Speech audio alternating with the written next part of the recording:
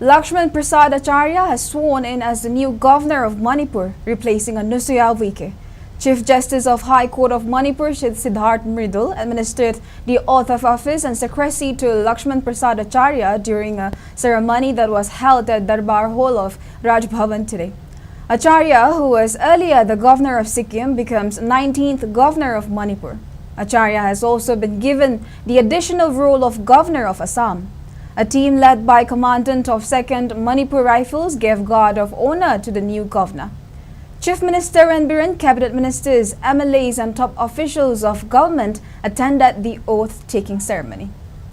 Speaking to media persons after the ceremony, Governor Lakshman Prasad Acharya appealed for concerted efforts to resolve the ongoing crisis in Manipur.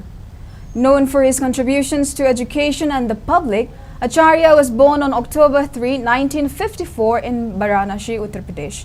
In 1990, he entered politics as a divisional president of the Bharatiya Janata Party (BJP) for the Ramnagar area of Varanasi.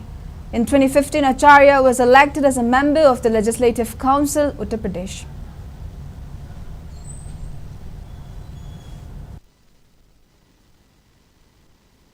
मेरी राज्य के सुख शांति समृद्धि की प्रभु से प्रार्थना करता हूँ। मिलूंगा, हम सब मिल बैठ करके इस मणिपुर का आम जनता आपसे बहुत अपेक्षा रखते हैं कि यहाँ पे जो 15 महीने को वो जो यहाँ पे सिलसिला हो रहे उसको आपके आने के बाद यहाँ पे ख़त्म होंगे। अच्छा सोचना ही चाहिए, अच्छा ही सोचना चाहिए। जो उम्मीद करती है उसके अनुसार काम होता रहे। शुभकामनाएं।